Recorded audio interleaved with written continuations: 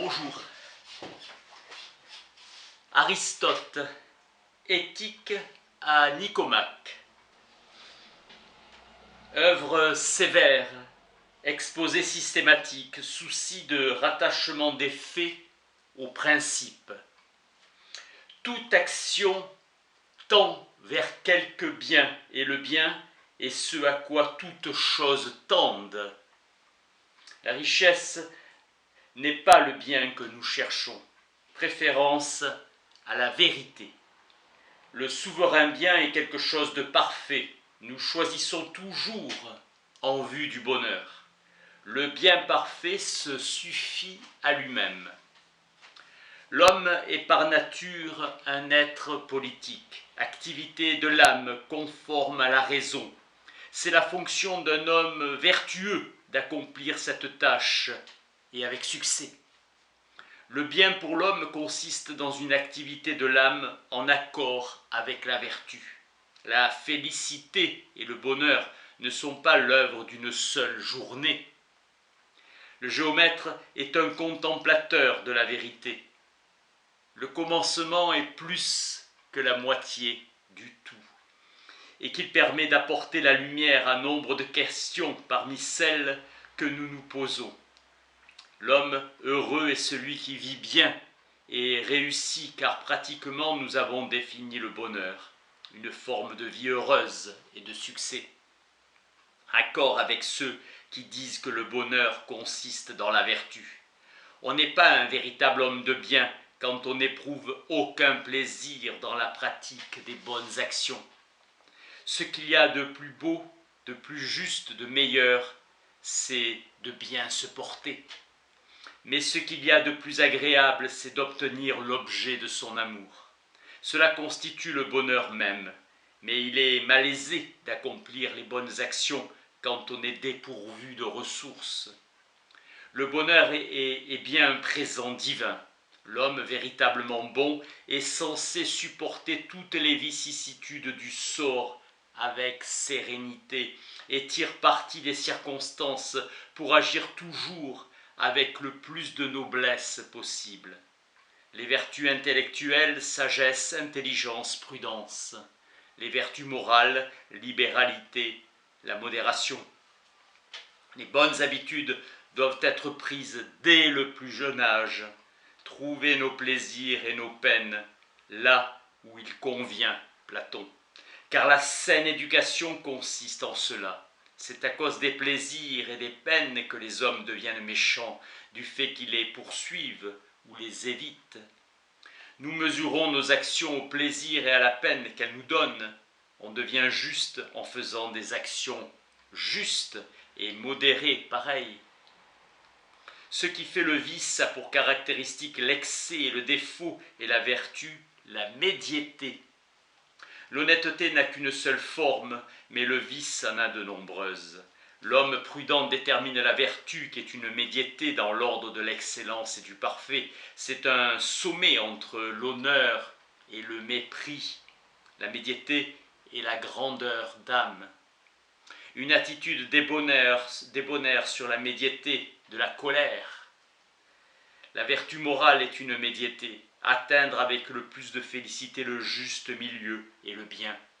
Sont possibles les choses qui peuvent être réalisées par nous. 3 étapes de l'acte moral: délibération, choix préférentiel et désir.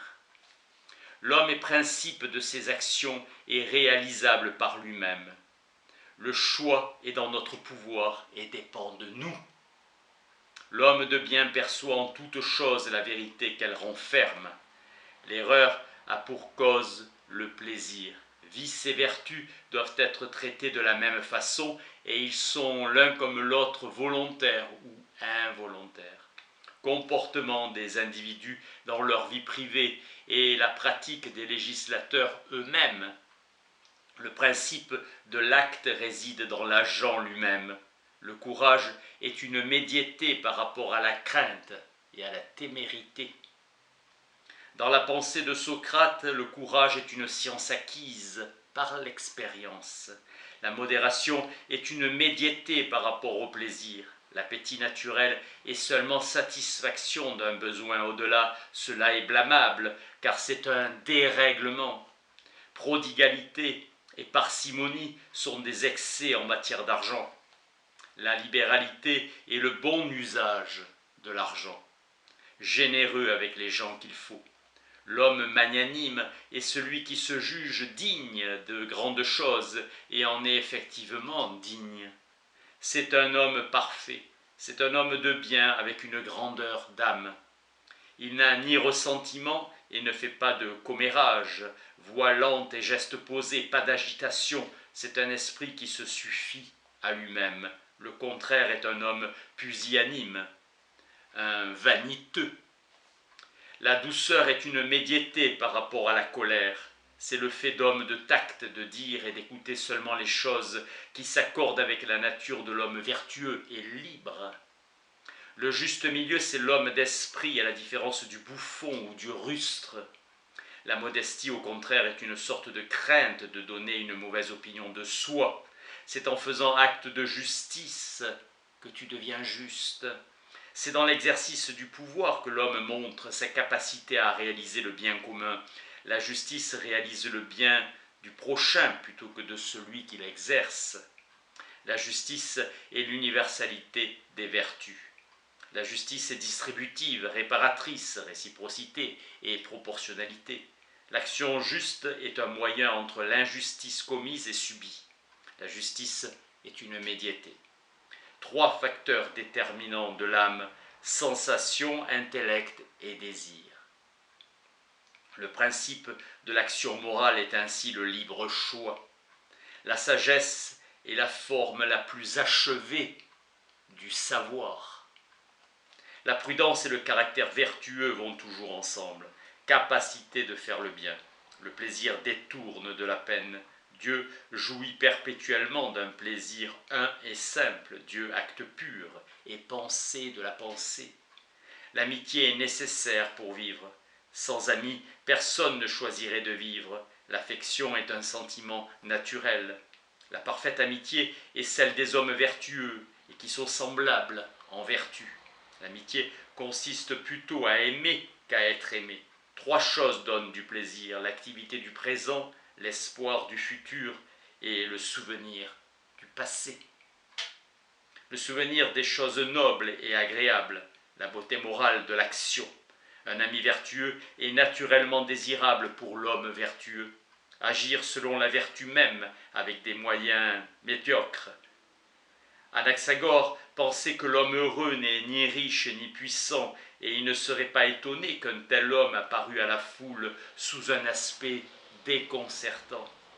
La foule jugeant par les caractères extérieurs qui sont les seuls qu'elle perçoit, la vérité se discerne dans la manière de vivre. Celui qui exerce son intellect est dans la parfaite disposition de plaire aux dieux. Affinité. Cultiver son âme. Le législateur a le devoir d'inviter les hommes à la vertu. L'homme de bien vit pour la vertu. Merci.